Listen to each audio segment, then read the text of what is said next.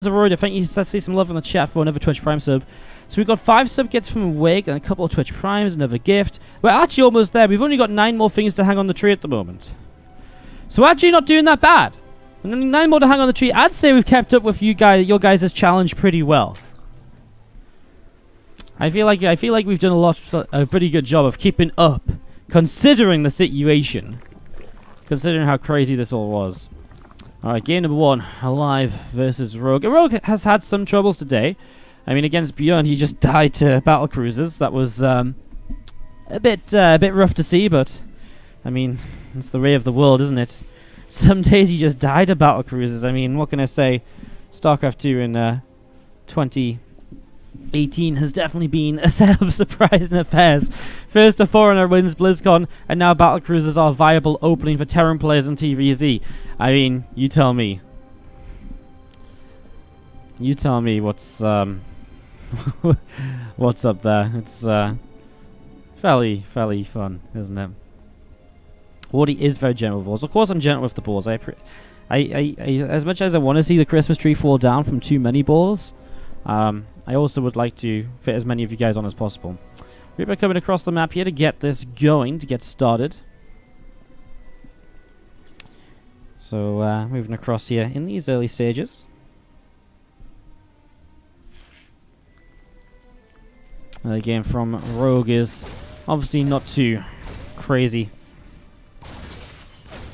As you see, the few Zerglings just coming in, having a little bit of a rat and a tar, and having a bit of a fight here to get started. I'm just trying to write out the last decorations in the early stages of the game. I'm just so nearly there, I can feel it. Is Wardy still peddling lies about baubles? Yeah.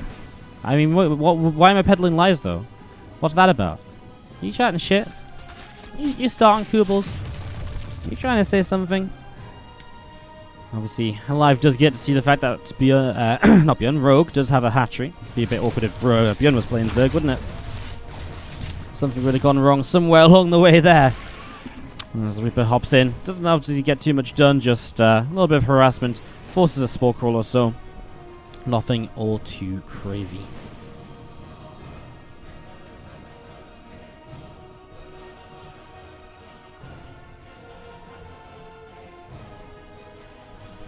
One more decoration done. First few Hellions will start to come across the map, and the starport here from aLive also not being used for much craziness at the moment, just going into that Viking at the moment. So we'll see what it turns into. Obviously a lot of chances to switch that up. Starports in general have a lot of different ways they can be used, and a lot of different styles that can go on, as we do see these Hellions trying to get a little bit of damage. A couple of drones taking some damage. And actually in this main base, these Hellions still alive. One Reaper goes to the low ground here, where he's just going to pick up a couple of drone kills perhaps. There is some low health drones here, but unfortunately aLive isn't target firing because he's busy in the main base. He gets only 7 workers here, which I actually think is a good effort on Rogue's part in terms of defending. Very good job there, because that could have been so much worse. We see this so often, like 4 Hellions in the main base are so much worse, and they get so much more done than you might usually, well, want them to get done. Obviously, you never really want much to be done. But, yeah, that was obviously really nice from Rogue to minimize the damage there in the end. By the way, we still haven't had a third game today. All of this is still, it's all 2-0 still. Isn't that a bit crazy? Ay. Viking coming up the top side is going to get set up. And has just been looking for further overlords to kill after the one that is generically found on the center side of the map for early scouting, of course. Is now going to find a target, but with Queens here nearby, it's going to be tough to get that Overlord, but there's no transfuse. So the Overlord will still just about go down. So the Overlord falls. And, well, just a couple of Lings taking control of the map. Here comes the next play from the starport, the Banshee, which is just going to run on in and, well, isn't going to have the greatest of times here. Gets shut down and turned away pretty quickly. Now, we do see here, aLive is going into, so we just saw him trying to do this against True, but he never really was allowed to stay. True never stayed alive long enough for us to truly see it. So 2 more factories, vehicle plating, and very excited to see what actually comes up from this, because again, it should be Hellbat Cyclone with kind of Banshee support, and it just feels like such a fun and exciting style to watch. I've really been enjoying it lately. It's fresh, it's completely different. It's pretty cool. So here we go with Hellbats picking up a single Zergling to get going as they continue to press forwards and towards this third base. A couple of Queens, well, the Spore Caller was out of location for a moment. And these Hellbats, I like this. One Hellbat goes towards the mineral line and the others just kind of chilling and pushing the Queens back. And a couple of Banshees over here as well will actually get the most damage out of everything. That's 5 workers killed in total on this. There's all the Hellbat nearby, but it's so difficult for Hellbats to get multiple shots off if the drones are actually moving. And as you see at the same time, a Viking in the main base gets shut down as well. And aLive, well, I mean, trades out pretty unneeded units just to come across with the rest of this. So, yeah, Cyclone's on the way. There we go. This time, Magfield and Blue Flame start at the same time. So that's what I was a bit confused about last time against True. He started Blue Flame, but not Magfield. Maybe he just didn't realize it. Maybe it was intentional. I guess really we'll never kind of find out now, will we? But I'm pretty sure he would have eventually got Magfield. Either he just forgot it or he wanted to prioritize Blue Flame. Both of those do make pretty reasonable sense. So all of these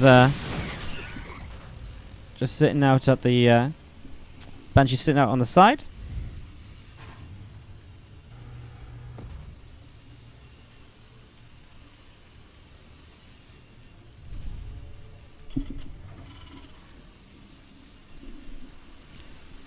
And a few moments of calm before this game maybe kicks off into some crazier moments. Some Hellions are going to try and run by here around this side as well.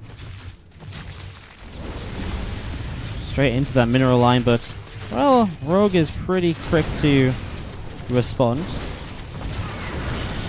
Hydras here at a distance will actually do pretty well as well, so Blue Flame Hellions against Hydras are pretty good, but Hellbats obviously have to get close to those Hydras, so the range on the Hydras definitely help. And the Hydras do trade pretty okay in that situation, so not bad at all for the most part. And as we continue to see what's next. These feelings in the top right are just kind of hanging out, not really doing much at the moment.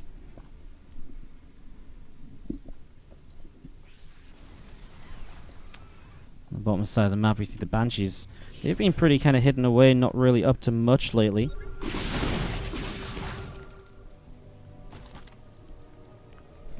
So they'll come across and again start to get just a little bit of pressure going, try and scare Rogue a little bit and just try and start putting aLive into that strong position you obviously know he wants to be in. Hellions and Cyclones here, well, there's a lock on onto an Overlord, so Overlord goes down pretty swiftly. And we do see this creep just spreading out the front. There's the Lings now running around the top side as well.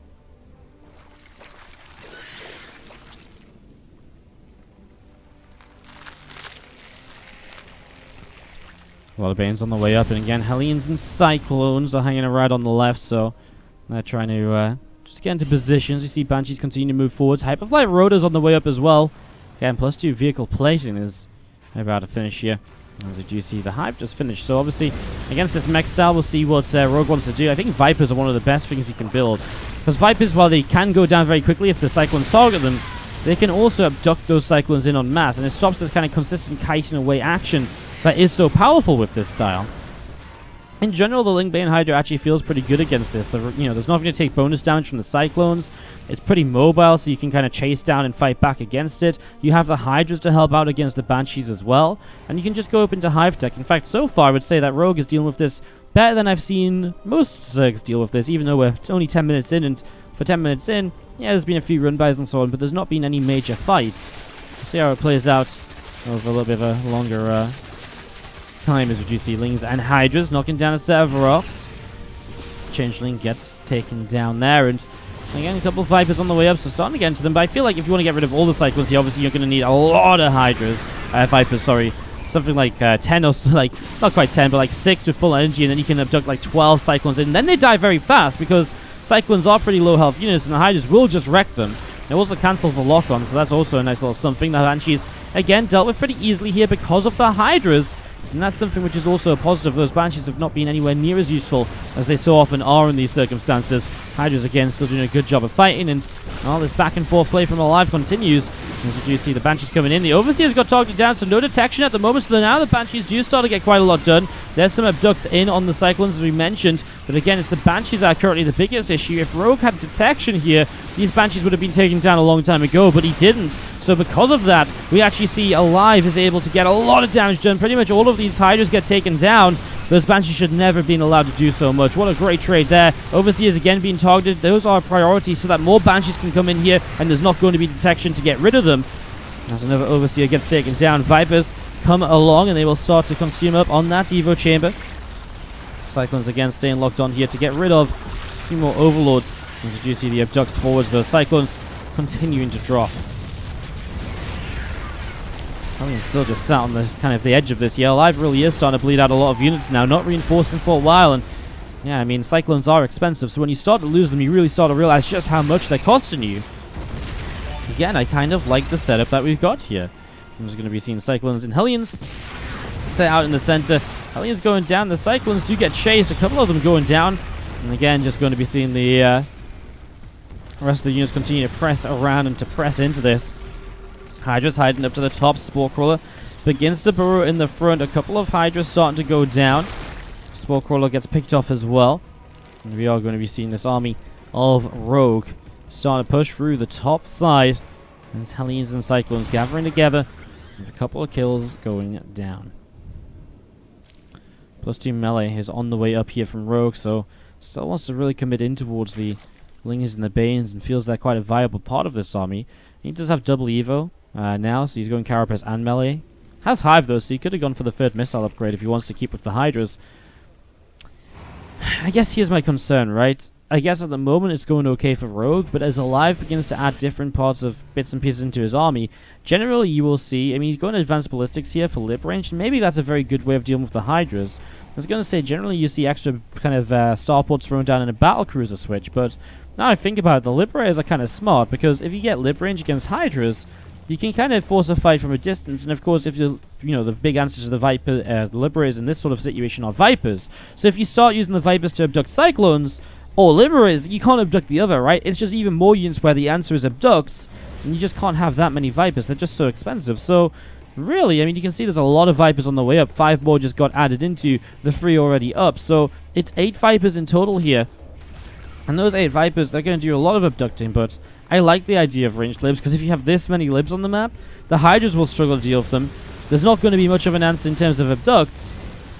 Okay, I can see this working for aLive. I can see this maybe working out.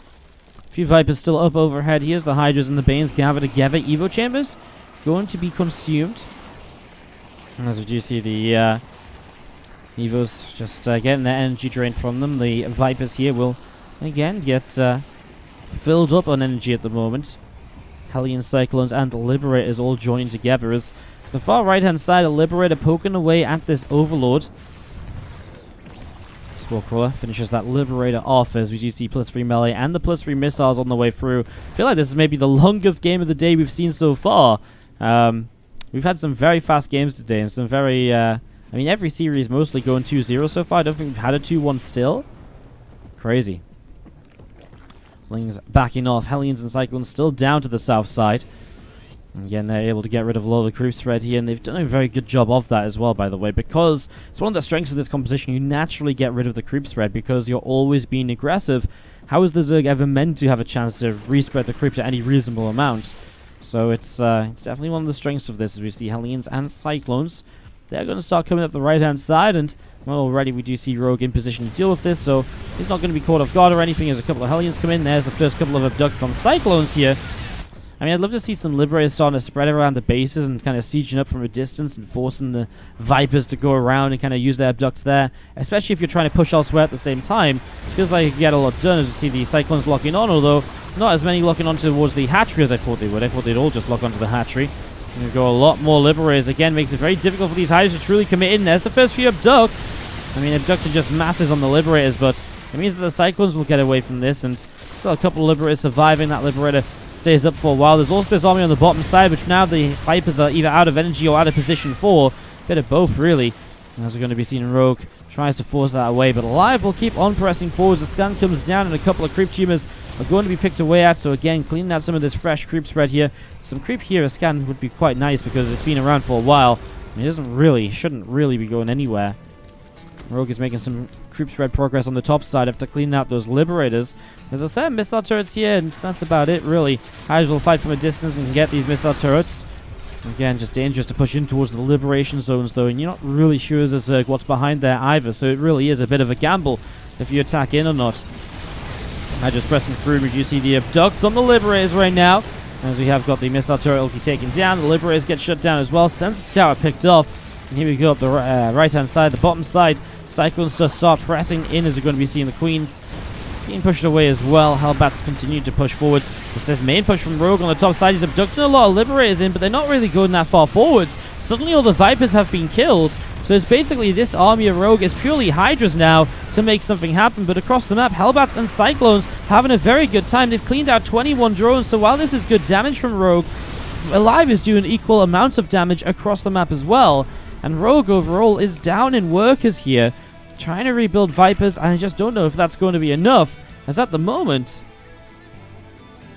aLive is really making this work out for himself. 16 workers up, army supply lead. Hydras will come in and deny this space, but I don't think they have the damage output. The SCV repair is too much. Now the Hydras will come forwards instead, and they might be able to get a couple of those Liberators, which is nice. Liberators almost kind of feel like cannon fodder at the moment, just being abducted and all the rest.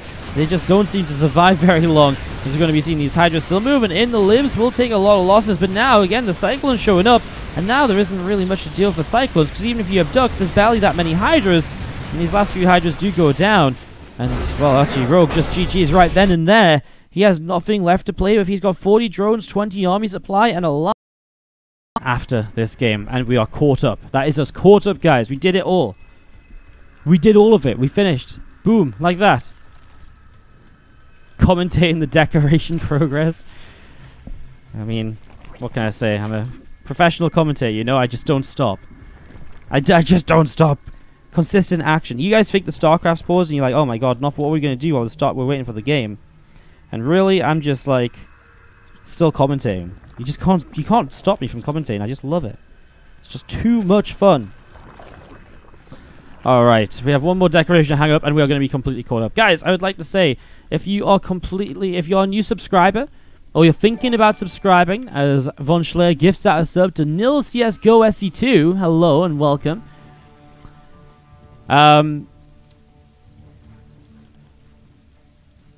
We are going to be, thank you so much, Von Schler, for that gift of sub. Sorry, I was just going to say, if you're a new subscriber, we have got a replay pack going out tonight. It features all of the games you're seeing today in replay format, so Bjorn, Rogue, aLive, etc. We also have Maru replays, the 3-time GSL champion this year. We have some replays from him and the Kung Fu Cup on Thursday. They are going out today as well. So you can get your hands on all of those replays. And it has so many more. There'll be about 100 replays. Stats, Zest, Dia, we casted a bit of as well. A lot of great players. We've got some European players in there too. If you want to get your hands on that, be a subscriber. And they'll be going up later today.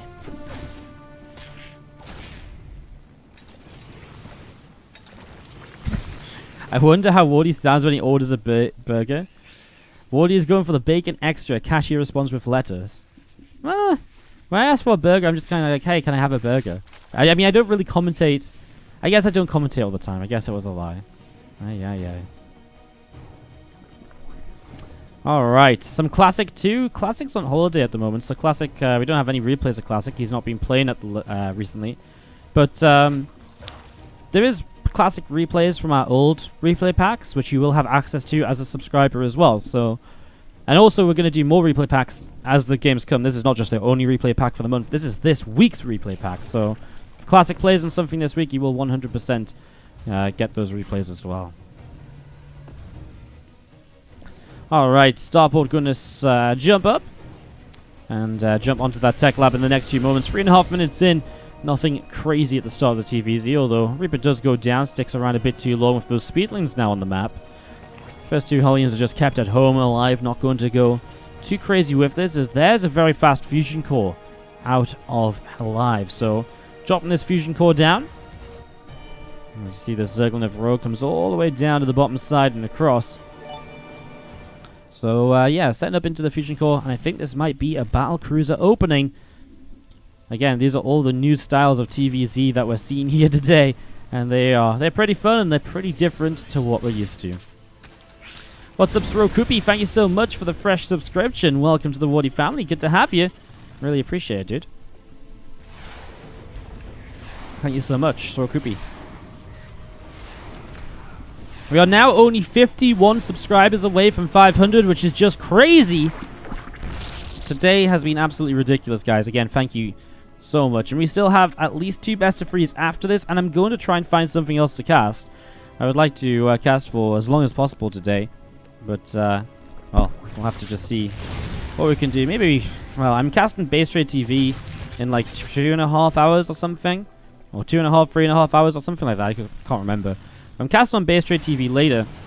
I would just like to show you guys a bit more StarCraft before then, really, but well, I guess we'll see what happens. As you see, this Viking is going to be able to pick its way through that through that Overlord. So Overlord does go down pretty quickly there. How about you cast instead of talk about casting? Well, you know what, Space Life NC? How about you watch instead of talking about bitching about everything? I don't know. I don't even know what you're doing. You're just being a bit of a sad one. Just, if you don't want me, if you don't like the casting, you can just leave, because believe it or not, this is my channel, and I will cast how I see fit on my channel. If you don't like it, the best way to show it is to just leave the stream, take the viewer away from me, and I will cry all night for that one viewer that I've lost. Queen is just going to be jumped on top of here by the Battle Cruiser as it comes into the main base. We're going to be seeing the transfuse just come down. Though, so the Queen's actually in a good position to deal with this right away this time. And that BC takes a lot of hits. Barely any drones lost compared to when Rogue lost workers earlier against, I think it was Beyond with the Battle Cruiser. As that is a rep and refit. A Yamato cannon, boom! Kills off that Queen. That's actually really nice from... that's actually really nice here from Rogue. A really good defense compared to how we saw him defending earlier. So kind of sharpening up on that a little bit, as we are going to be seeing those Queens coming over and killing off the Hellbat.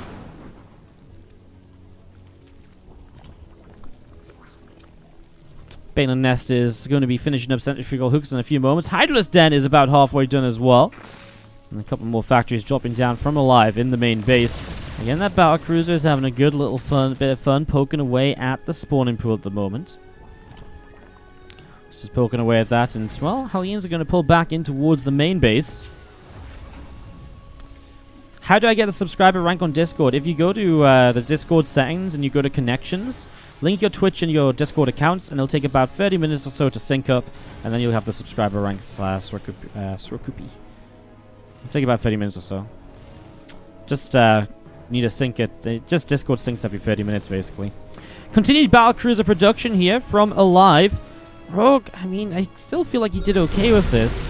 He didn't lose any drones. He didn't lose that much at all. A few Hydras on the way up as we see Magfield accelerate. So switching into the same style, but this time supported by Battle Cruisers instead of Banshees.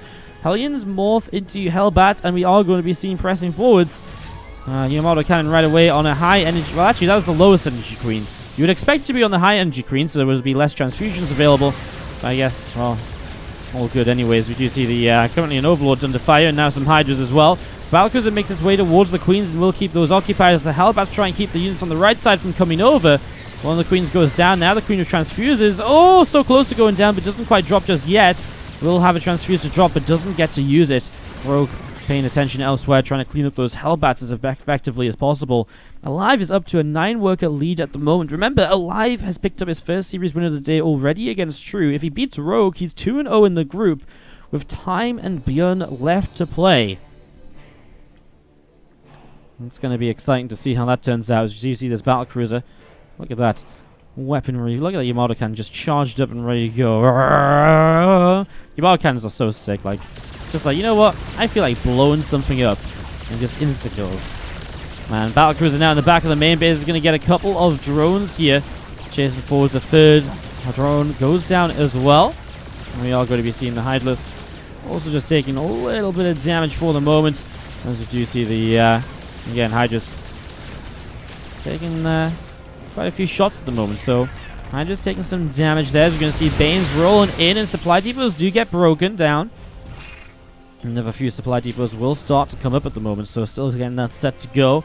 Engineering Bay comes out on the front of the third base. Fourth base comes in and starts morphing into Planetary Fortress. Hive finishing up in the main as those Hellions going to dive by and try and get rid of a few of these drones. A few drones starting to go down, as we are going to be seeing these, Hellions morphing into Hellbats. And you're going to see the Hydras keep on moving forward, so both of those Hellbats do get taken down now. Very good job so far by Rogue continuing to defend this here. And he kind of needs to. If the worker deficit that he has, he really can't afford to take too much damage or anything. Hellions, Cyclones, and BCs moving out into the center. Hydras from Rogue, and Flings as well. Trying to just get set up. A couple of Vipers are on the way out, +2 missiles, and the +2 Carapace coming along here quite nicely for the moment. Hellions and Cyclones in the center. Again, another couple of Creep Tumors killed. We're going to see those Zings again in a little bit of trouble. And Rogue still just hanging around, about 20 or so supply down from aLive. And I'm a little bit worried for Rogue and how this is going to go as soon as a big fight breaks out. There's going to be battle cruisers he has to deal with, and I actually feel the battle cruisers are obviously a bit better against the Hydra style than the Banshees were. I mean, the Hydras get rid of Banshees pretty quick. Hydras against BCs are surprisingly not so brilliant. It's surprising how much of how many shots a BC can take, and even just tanking those shots can allow the rest of the army to do so much more. So aLive ahead in supply here and moving into the main base to harass with these BCs once again. Showing up, and he is going to get rid of that first Spore Crawler nice and quickly. But the Swarm Pool also currently on the way up, and that will go down. So Swarm Pool dropping down, Hydra's moving across in towards the right-hand side. Here's going to see some Armada cannons to blow up a Queen and a couple more Hydralisks. Going to be seeing Battlecruisers will just teleport away when in trouble. And aLive still just moving forwards here. Also going to be seeing the scan coming down, and again these Hydras trying to see what they can do with not really much luck though, because again these DCs are just about to teleport away whenever they get low, so it's really 3 units here for aLive. And it's just going to be seen him picking up a whole bunch of Hydralisks and turning back around. A Queen goes down. Now only 2 Queens left, and with a vehicle armor upgrade. Okay, he sticks around a bit too long there. I thought he might be able to survive that for a moment or two, but I guess Queens do a fair amount of damage. I thought maybe if he had +2 vehicle armor, which is actually not that far away. Anyways, aLive is still pushing it. He just killed off so many Hydras, which basically feels like they were for free. And again, aLive is the player with a bank. He's got 2k, 1k. He's just spent a bit of money there, built some battle cruisers. Rogue is sitting with like basically nothing. 75 drones. He can't even max out. And it looks as though aLive might be taking a 2-0. Again, that would put him up to 2-0 in this group. Beyond currently 3-0 in this group. And that would be potentially a fight between him and aLive to see how things how things go there. aLive also has to play against Time. And that's going to be our next series up. So we'll see how that goes first, of course. As you do see some Cyclones being dragged in towards these Hydras here. Here comes some Armada cannons. It's the Cyclones and Hellions and everything, just way too much. These Hydras are just going to be disintegrated. And well, aLive still has battle cruisers. And now this feels like there's barely anything. Well, there's some Hydras from the backside. But then the other Cyclones are coming up and being available anyways. So it looks as though aLive has this one fully under control. Hydras keep on being picked off. Going down Hydra after Hydra. Cyclone lock-ons are looking very good as well. A Queen or 2 will also drop, and that's going to be GG aLive. Will come out with game number 2.